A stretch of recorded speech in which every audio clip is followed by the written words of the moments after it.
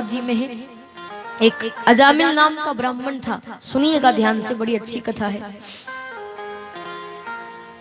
अजामिल नाम का ब्राह्मण था, ब्राह्मण के सारे गुण थे उसके अंदर, जो ब्राह्मण के 12 गुण होते हैं सारे गुण उसके अंदर थे। रोज भजन करता, वो रोज भगवान का नाम लेता, खूब माला जपता। एक दिन जब अजामिल अपनी नित्य क्रिया से निवृत्त होकर के आने लगा, घर जाने लगा, रास्ते में उसको एक वेश्या का घर नजर आया। उसकी बुद्धि बिगड़ गई, मन बिगड़ गया। और मन जैसे ही बिगड़ा, मन का कोई भरोसा नहीं, कब बिगड़ जाए। कहते हैं कि मन के हारे हार है और मन के जीते जीत। मन ही मिलावत राम सो और मन ही करत फजीत। मन कभी तो लगता है, कभी नहीं लगता। ऐसा है ये मन। ये मन कैसा है? संत कहते हैं, एक क्षण में योगी, एक क्षण में भोगी, पल भर में ज्ञानी, पल में वियोगी। पल भर में ज्ञानी, पल में वियोगी। पल भर में ज्ञानी, पल में वियोगी। और मन कैसा है? बदलता है क्षण क्षण में वृत्ति अपनी। कभी अपने मन के भरोसे ना रहना, कभी अपने मन के भरोसे ना रहना। ये तन की मति है मगर है विनाशी। ये तन की मति है मगर है विनाशी। कभी अगले क्षण के भरोसे ना रहना, कभी अगले क्षण के भरोसे ना रहना। और मन के भरोसे तो रहना ही नहीं चाहिए, क्या पता कब मन बदल जाए।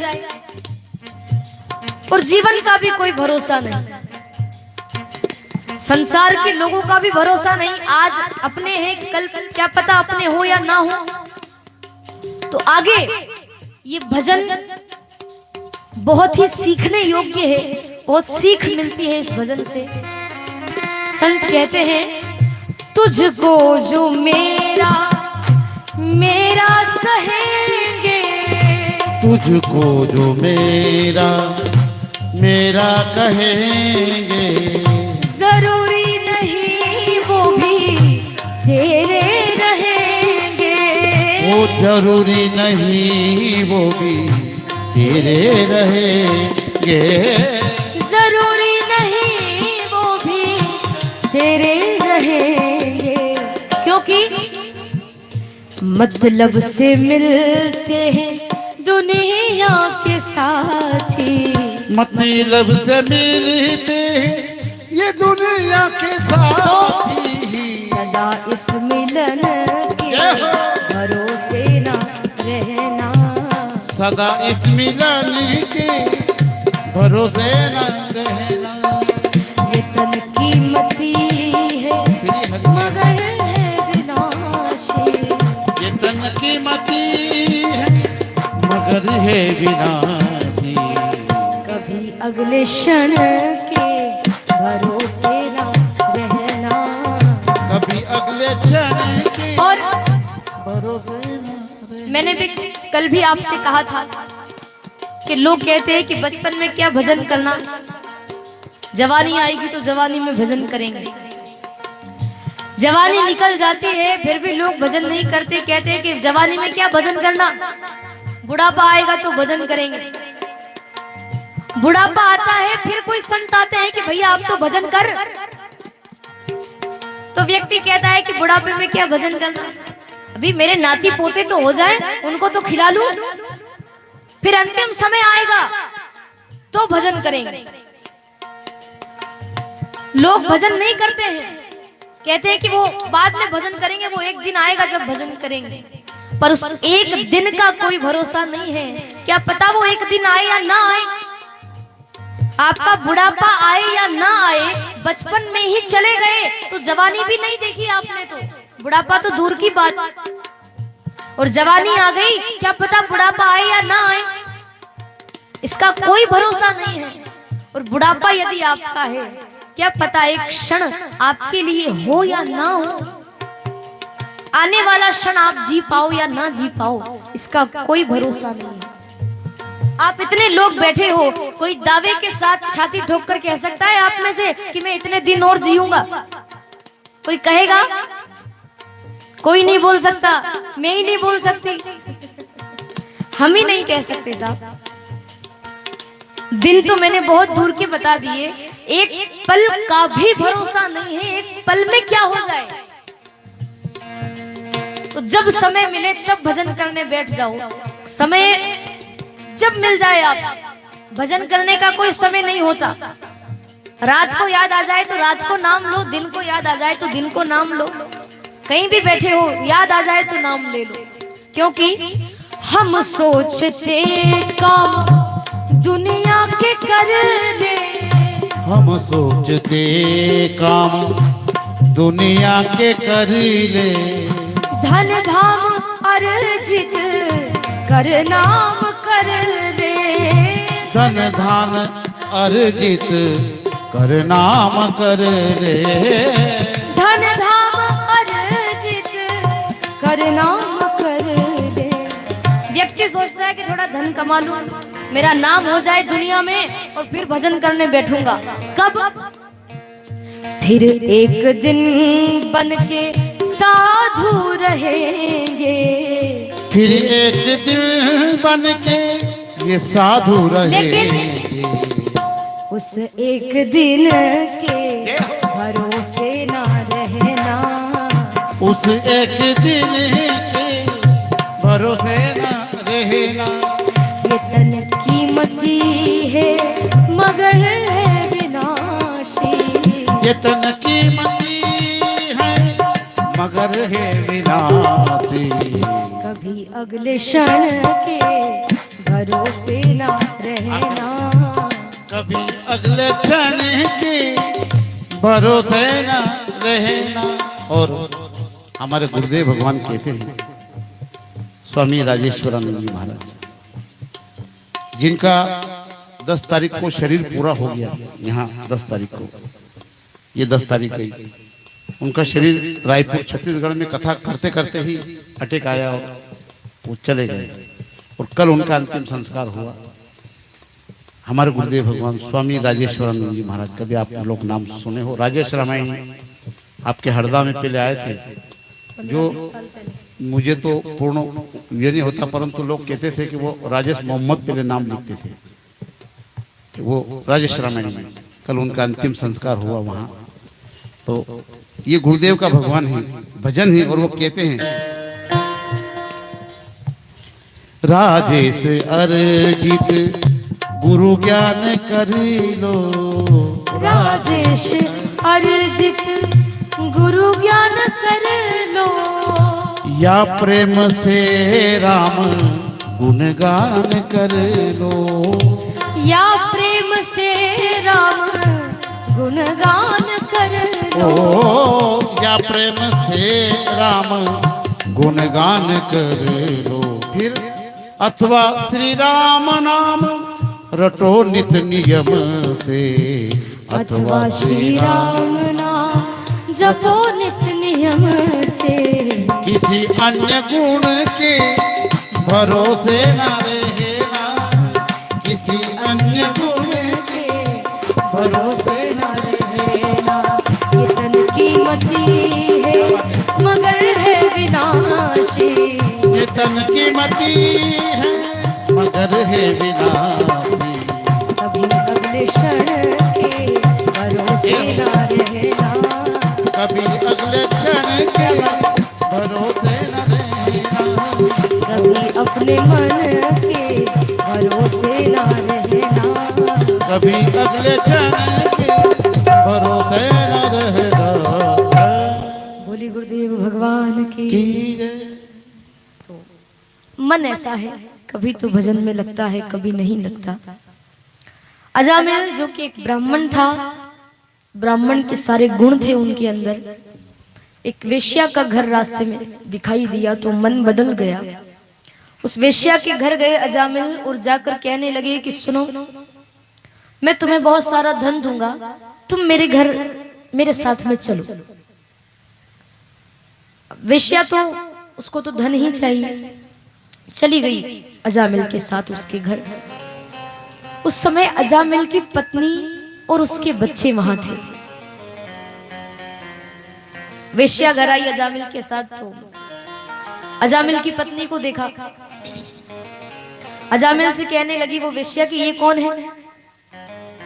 अजामिल कहने लगा कि ये मेरी पत्नी है, ये मेरे बच्चे हैं।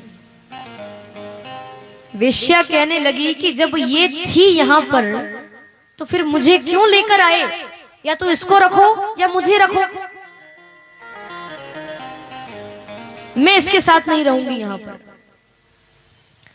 तो वेश्या के कारण अजामिल ने पत्नी और बच्चों का त्याग कर दिया, घर से बाहर निकाल दिया।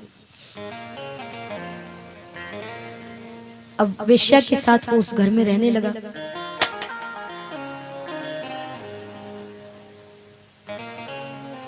अजामिल तो ब्राह्मण था ही, उसके अंदर ब्राह्मण के गुण थे।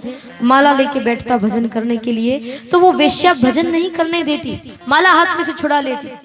क्या जब देखो जब माला लेके बैठ जाते हो, जाओ जाओ धन कमा के लाओ, कुछ चोरी करके लाओ, डाका डाल के लाओ, मुझे क्या खिलाओगे? खूब चिल्लाती थी उसको, घर में नहीं रहने देती, जाओ जाओ चोरी करके लाओ।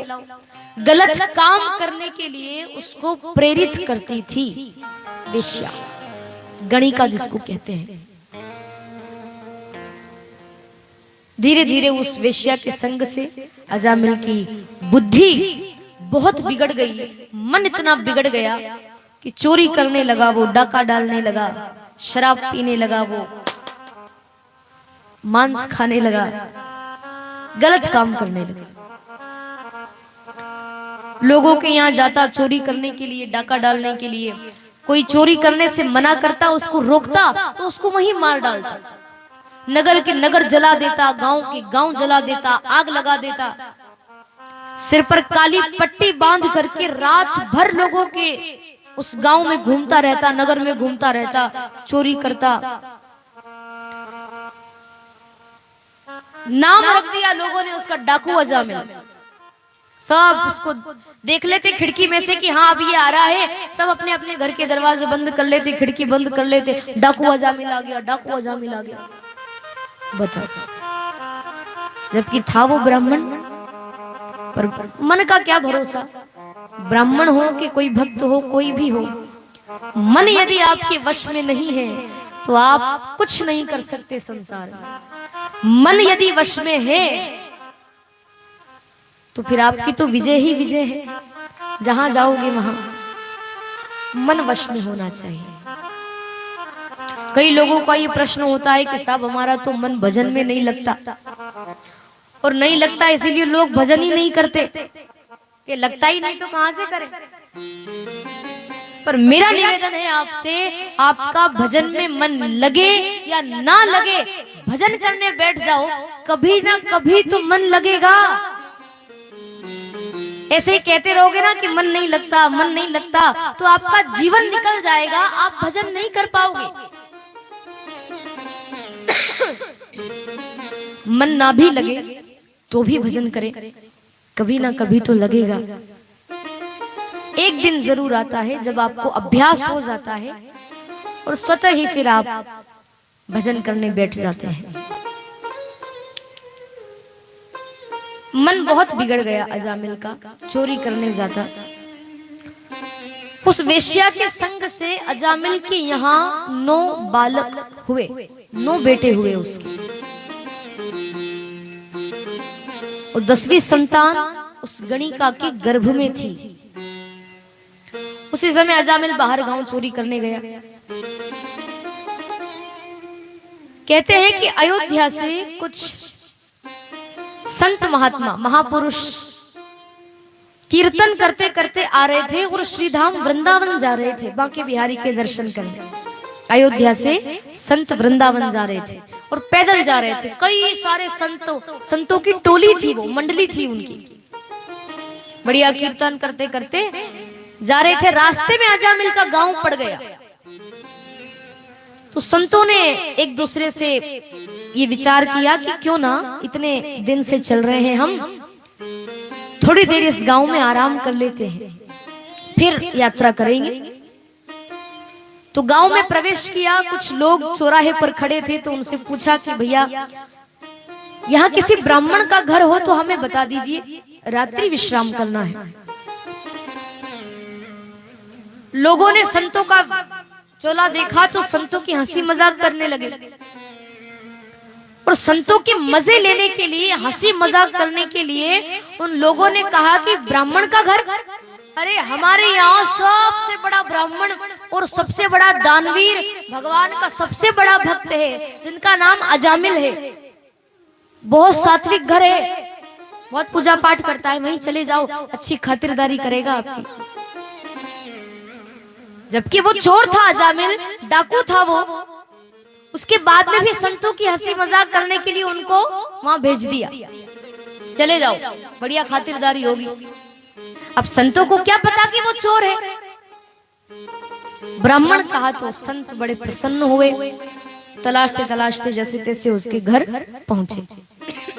अजामिल घर पर नहीं था, बाहर गांव चोरी करने गया था। वो वेश्या घर में थी। कीर्तन करते करते संत घर के बाहर दरवाजे पर खड़े हुए। घर में से वो वेश्या आई। जी हाँ, आप लोग कौन हैं, यहाँ क्यों आए? संत कहने लगे कि ये घर संत अजामिल का है।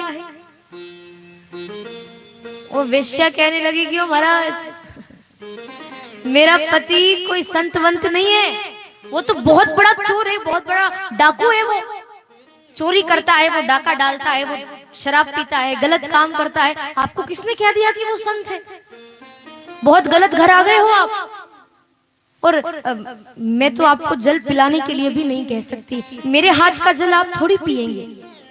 आप मेरे घर में नहीं आ सकते, आप मेरे हाथ का जल नहीं पी सकते, मेरे हाथ से भोजन नहीं कर सकते। आप बहुत गलत घर में आ गए हैं। आपको किसने कहा कि यहाँ संत अजामिल रहते हैं? संत थोड़ी है वो तो चोर है।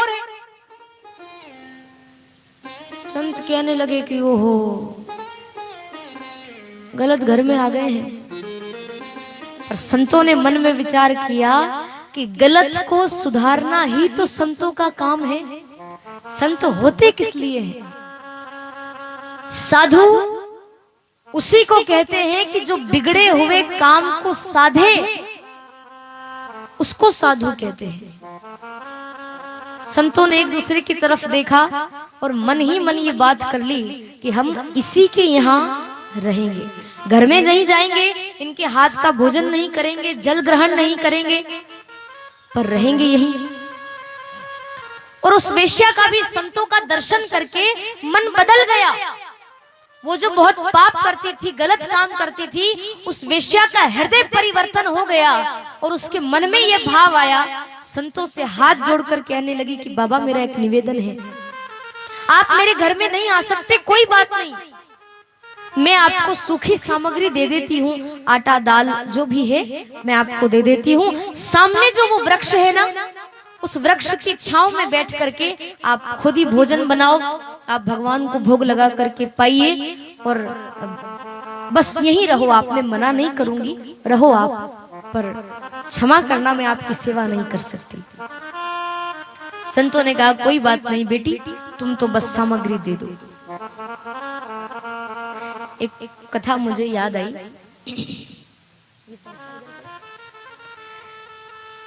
एक बार एक व्यक्ति ने संकल्प लिया कि मैं जब तक संतों का दर्शन ना कर लूं, मैं भोजन नहीं करूंगा। ऐसा संकल्प ले लिया उसने। कई भगवान के भक्त होते हैं जो इतने मगन हो जाते हैं, इतने मगन हो जाते हैं भक्ति में।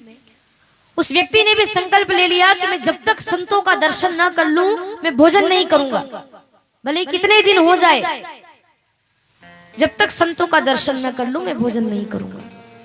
तो रोज कोई ना कोई संत भगवान की कृपा से उसके द्वार पर आ जाते, वो दर्शन कर लेता और उसके बाद भोजन करता। एक दिन भगवान की लीला देखो, उसको कोई संत ही नहीं मिले, किसी संत का दर्शन नहीं हुआ। सारे संत महात्मा तो कुंभ मेले में चले गए।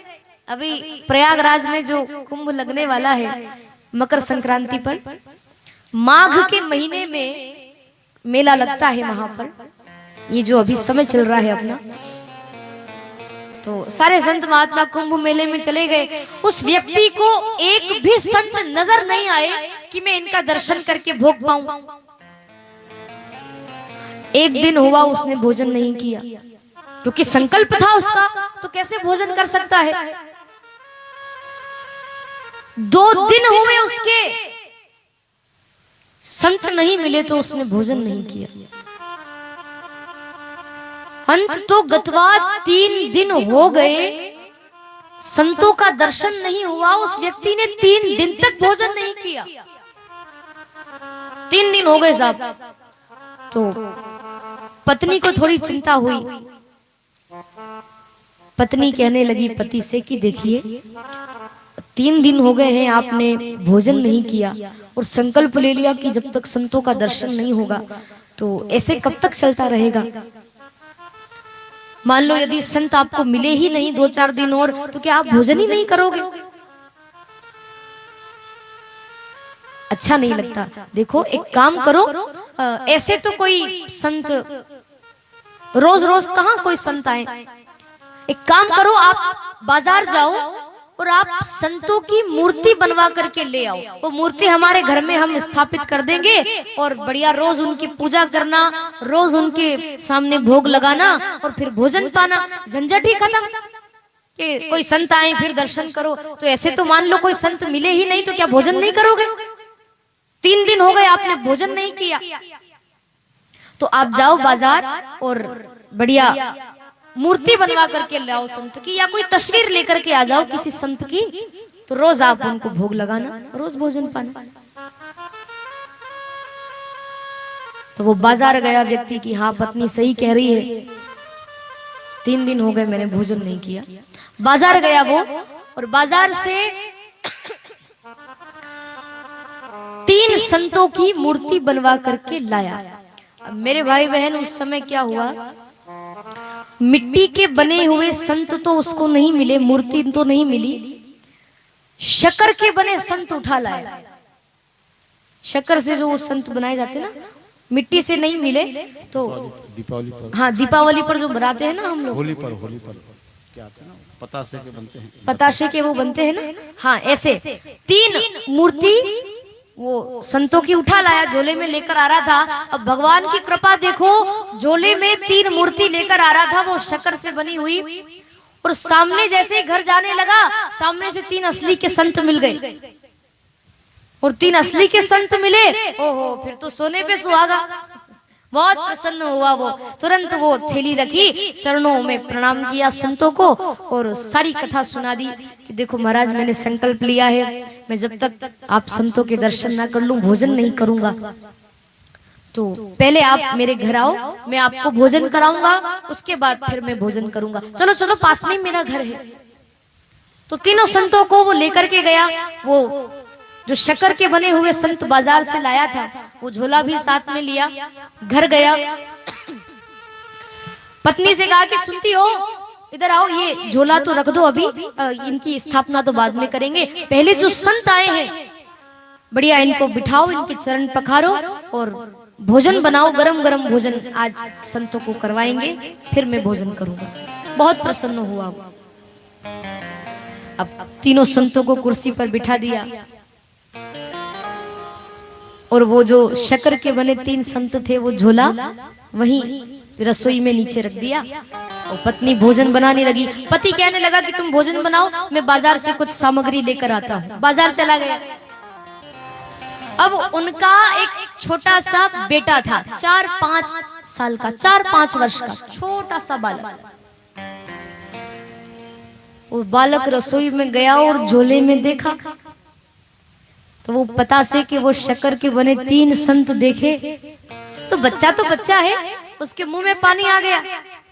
और माँ भोजन बनाने लगी तो वो 4-5 साल का बच्चा अपनी मम्मी के पास गया और मम्मी से जाकर कहने लगा कि मम्मी मम्मी एक साधु खा लूं।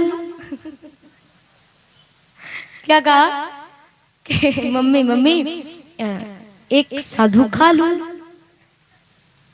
अब वो बाहर असली के जो 3 संत बैठे थे वो एक दूसरे की तरफ देखकर कहने लगे कि भैया वो लड़का क्या कह रहा है। तो बच्चा फिर बोला वो कि मम्मी मम्मी एक साधु खा लूं। अब बताओ, बार बार बच्चा जिद करने लगा क्योंकि उसको तो वो शक्कर के बने हुए थे ना, मीठे थे, तो उसको लगा कि बढ़िया अच्छे होंगे, अब संत तो आ गए, इनका क्या काम। तो मम्मी से कहने लगा मम्मी मम्मी एक साधु खा लूं। संत आपस में चर्चा करने लगे कि भैया लगता है कि अपन गलत घर में आ गए हैं। वो बच्चा संतों को खाने की बात कर रहा है। तो बार बार बच्चा कहने लगा कि मम्मी मम्मी एक साधु खा लूं। माँ परेशान हो गई, उसकी काम नहीं करने दे रहा है, बार बार कह रहा है। माँ कहने लगी कि रुक जा, अभी तेरे पापा को आने दे, फिर एक साधु मैं खाऊंगी, एक साधु तू खाना, एक साधु तेरे पापा खाएंगे, अभी नहीं, पहले उनको आने तो दे। अब बता, अब वो शक्कर के बने हुए संतों की बात थी कि अब ये संत आ गए तो इनकी क्या जरूरत। पर वो 3 संत जो बैठे थे असली के बाहर एक दूसरे की तरफ कहने लगे कि वाह हो गया कल्याण। अभी तक तो वो बच्चा ही बोल रहा था कि मम्मी मम्मी एक साधु खा लूं, अब तो उसकी माँ भी कह रही है भागो यहाँ से। तो आसन से उठे वो कुर्सी से और धीरे धीरे वो संत वहां से जाने लगे। वो घर की सीढ़ियां उतरने लगे, सीढ़ियां उतरने लगे तो इतने में वो बाजार से व्यक्ति सामान लेके आ गया। और सामान लेके आया तो संतों को बात याद आ गई कि उसने कहा था कि अभी नहीं, तेरे पापा को आने दे, फिर एक साधु मैं खाऊंगी, एक साधु तेरे पापा खाएंगे, एक साधु तू खाना। तो संतों को वो बात याद आ गई, सीढ़ियां उतरने लगे और जैसे वो व्यक्ति आता हुआ दिखा, दौड़ लगा दी संतों ने, धोती पकड़कर ऐसी दौड़ लगाई, ऐसी दौड़ लगाई। तो वो व्यक्ति उसने देखा कि हो संतों को तो मैंने भोजन ही नहीं करवाया, ये तो दौड़ लगा रहे हैं। तो सामान तो उसने फेंक दिया और वो भी संतों के पीछे पीछे दौड़ लगाने लगा। अरे महाराज कहाँ जा रहे हो, अरे रुक जाओ, अरे मैं 3 दिन से भूखा हूँ, अरे रुक जाओ। संत दौड़ लगाने लगे और एक दूसरे की तरफ देखकर कहने लगे कि ये कह रहा है कि मैं 3 दिन से भूखा हूं और अपन भी 3 ही है। ऐसे भागे वो संत, कब सिराली के बस स्टेशन पर पहुंच गए पता ही नहीं चला। तो कभी कभी ऐसा हो जाता है, ऐसी गलतफहमी हो जाती है। ऐसा ही उन संतों के साथ हुआ, गलत घर आ गए थे पर उन्होंने विचार किया कि गलत को सुधारना ही संतों का काम है। संतों ने वो सूखी सामग्री ली और उस वृक्ष के नीचे बैठे, सभी ने मिलकर के बढ़िया भोजन बनाया, भगवान को भोग लगाया।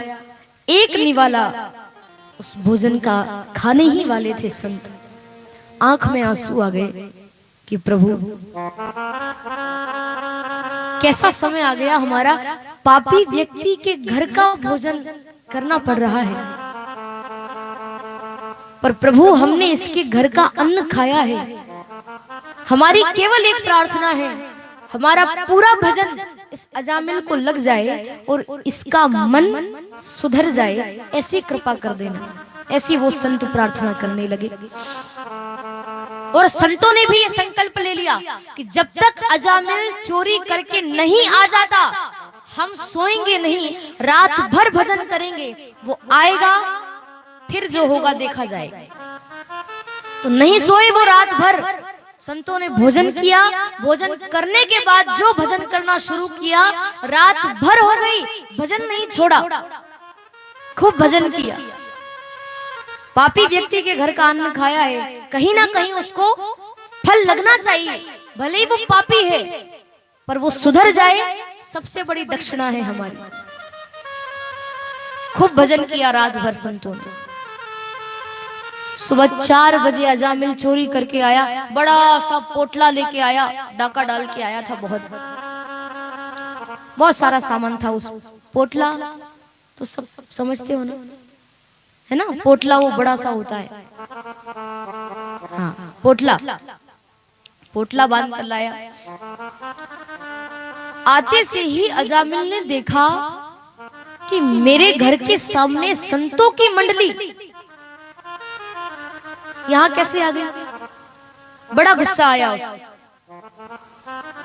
संतों के पास जाकर कहने लगा, कौन हो तुम, कहां से आए हो और मेरे घर के सामने क्या कर रहे हो, किसने रोका तुम्हें, पता नहीं मैं चोर हूं, डाकू हूं, उसके बाद में भी मेरे घर के सामने हो, चले जाओ यहां से। संत कहने लगे कि बेटा तुम्हारा नाम अजामिल है। उसने कहा हाँ अजामिल है, तो क्या करूं, आपको किसने रोका यहाँ पर, जाओ जाओ उठो यहाँ से, चले जाओ यहाँ से। अब आवाज सुनी तो वो अंदर से गणिका आई बाहर, वो वेश्या अजामिल की पत्नी। अब वो अजामिल संतों को चिल्ला रहा था, वेश्या को ये बात अच्छी नहीं लगी। वेश्या अपने पति अजामिल को डांट कर कहने लगी, क्यों चिल्ला रहे हो, काय को चिल्ला रहे हो, मैंने रोका है इन संतों को।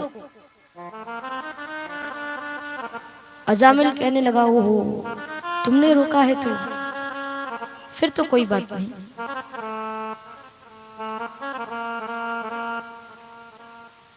अजामिल संतों से कहने लगा कि हो गया ना आपका काम, अब आप लोग जाओ यहां से। संत कहने लगे कि देखो बेटा, हमने तुम्हारे घर का अन्न खाया है, जल ग्रहण किया है, तो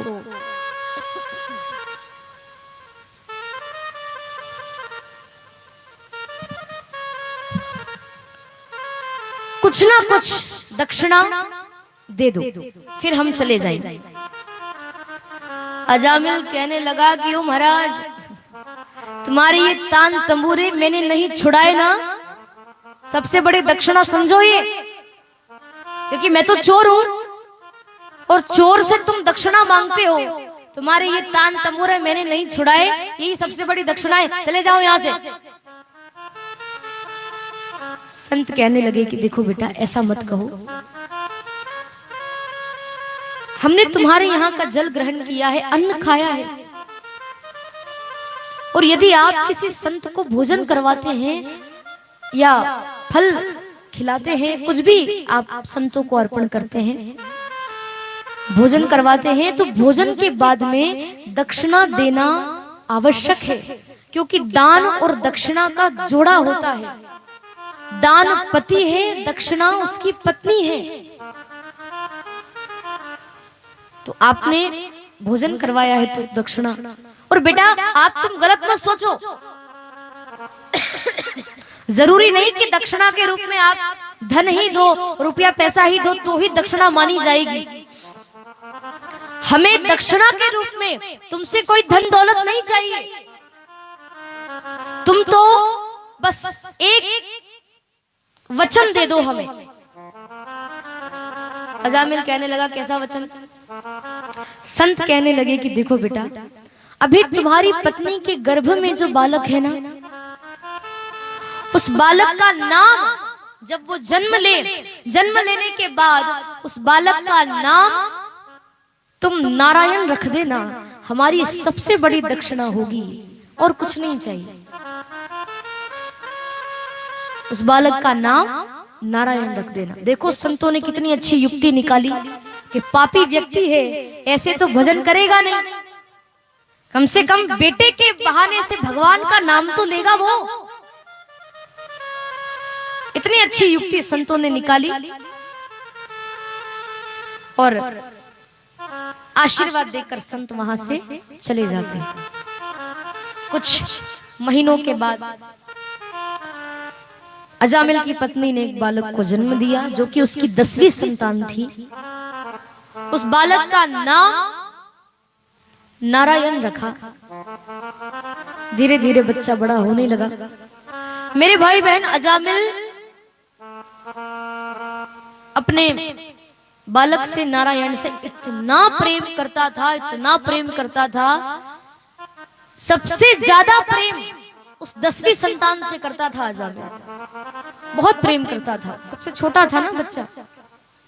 और जब देखो, जब जहां चोरी करने जाता तो उसको साथ लेकर जाता, विश्राम करता तो उसके साथ विश्राम करता, भोजन करता तो उसके साथ भोजन करता। जब देखो, जब दिन भर नारायण नारायण नारायण नारायण नारायण नारायण कहता रहा, नारायण नारायण कहता था। जहां जाता तो नारायण को साथ लेकर जाता, विश्राम करता तो नारायण के साथ विश्राम करता, भोजन करता तो नारायण के साथ भोजन करता। हर एक काम उसका अपने छोटे बालक नारायण के साथ में हुआ।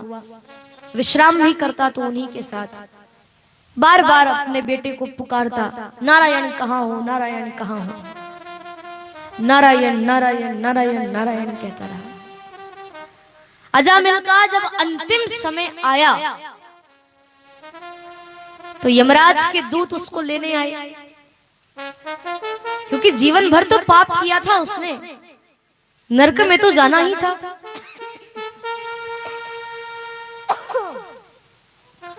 यम के दूत उसको लेने आए। उसी समय उसके गले में रस्सी बांधी कस करके यम के दूतों ने उसको खींचकर वहां से ले जाने लगे। पापी व्यक्ति है, जीवन भर पाप किया इसने, इसको नरक में लेकर चले। अजामिल चिल्लाने लगा, घबराने लगा। मौत सामने खड़ी है, खींचकर ले जा रही है, गले में रस्सी बांध करके ले जा रही है मौत। इधर उधर देखा तो कोई परिवार वाला, कोई परिवार के लोग, उसके 9 बच्चे थे, वो दिखाई नहीं दिए। वो पत्नी, वो वेश्या दिखाई नहीं दी। पर वो जो 10वीं संतान थी ना, वो बेटा नारायण, सामने देखा, नजर डाली तो वो बेटा अपने मित्रों के साथ खेल रहा था। जब यम के दूत अजामिल को खींचकर ले जाने लगे, जोर से चिल्लाया, अरे नारायण मुझे बचाओ, अरे नारायण मुझे बचाओ, अरे नारायण मुझे बचाओ। तो उसने तो अपने बेटे नारायण को बुलाया था, वो बेटा तो नहीं आया, पर उस नारायण के पार्षद आए, विमान में बिठाकर उसको भगवान के धाम लेकर चले गए। यम के दूत कहने लगे कि आप ये क्या कर रहे हो, ये तो पापी व्यक्ति है, इसको भगवान का धाम नहीं मिलना चाहिए, इसको हम नरक में लेकर के जाएंगे। भगवान के पार्षद कहने लगे कि ये नरक में नहीं जाएगा, ये भगवान के धाम में जाएगा। भगवान ने हमें भेजा है कि जाओ उसको लेकर के आओ। यम के दूत कहने लगे कि कैसे, अरे इसने तो जीवन भर पाप किया, तो भगवान का धाम कैसे मिल गया। भगवान के पार्षद कहने लगे कि जीवन भर इसने कुछ भी किया हो, हमें उससे कुछ लेना देना नहीं है, पर इसने अंतिम समय, मरते समय भगवान का नाम लिया है। और शास्त्रों में ऐसा कहा गया है कि जो मरते समय भगवान का नाम ले ले, उसको भगवान का धाम जरूर मिलता है, फिर पापी हो कोई भी हो।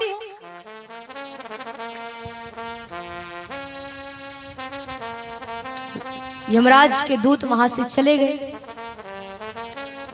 जाते जाते ये कह गए कि आप कह रहे हो कि अंतिम समय जो भगवान का नाम लेता है उसको भगवान का धाम मिलता है, तो इसने भगवान का नाम थोड़ी लिया, इसने तो अपने बेटे नारायण का नाम लिया।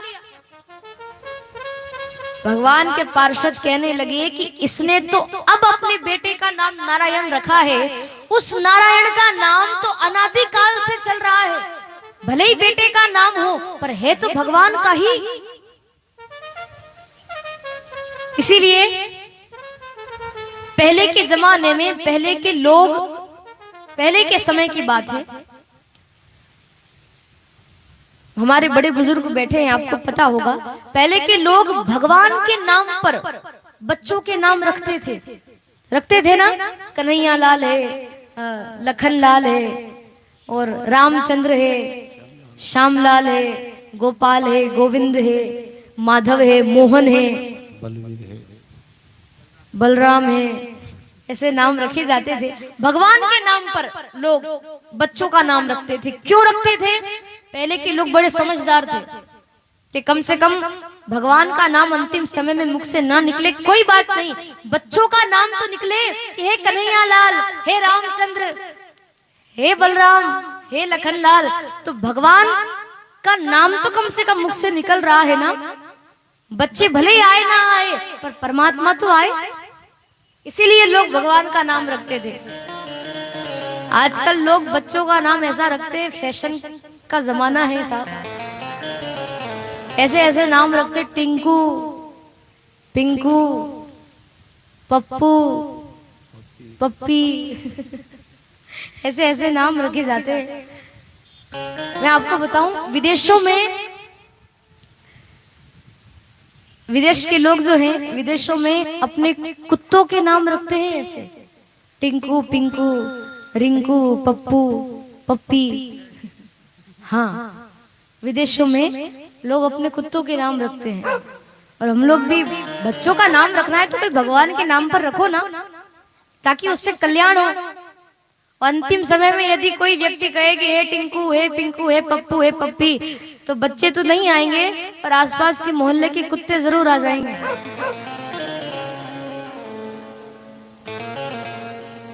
काम ऐसा करो कि जिससे कल्याण हो।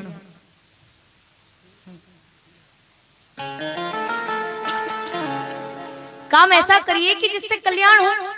बच्चों का नाम ऐसा रखो कि अंतिम समय में भगवान का नाम नहीं निकले तो बच्चों के नाम से उसको बुलाओ, ताकि भगवान आए। तो ऐसे अजामिल का